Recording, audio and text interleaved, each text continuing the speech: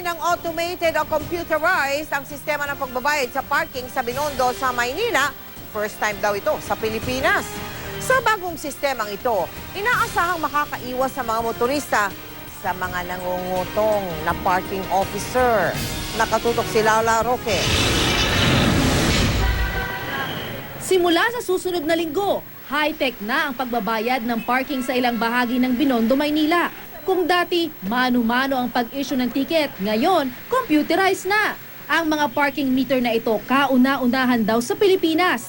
Ang first 2 hours, 20 pesos ang singil, 10 piso naman ang dagdag sa kada oras na makukonsumo.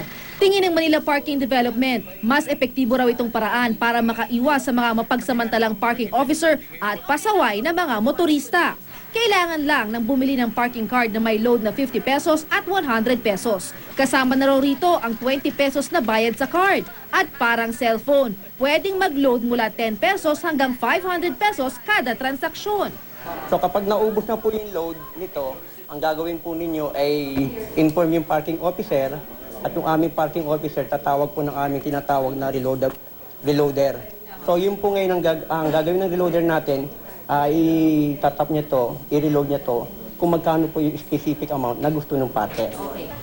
Simple lamang daw ang paggamit ng parking card na ito. Unang-una, ugaliing i-check muna ang balance ng inyong card sa pamamagitan ng pagpindot ng 2 beses sa anumang numero dito at idikit na itong card sa metal plate. Dito nyo makikita, merong balanse na 260 pesos. At kung kayo'y magdidesisyon ng mag-park, ulitin nyo lamang ang proseso pero isang beses na lamang ang pagpindot.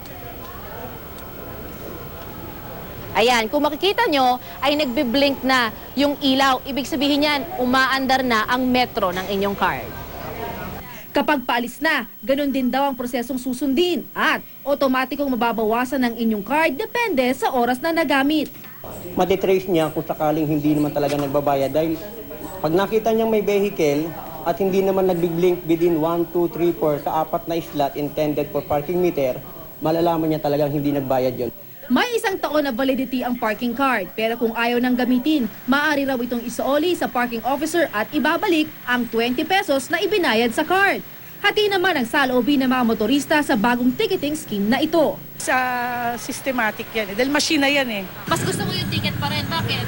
Para mas mabilis. Pag parking, nandyan na kaagad. Tingin mo ba mahirap? Sa ngayon po. Plano rin maglagay ng Manila Parking Management ng parking meter sa Luneta, Ermita at Malate.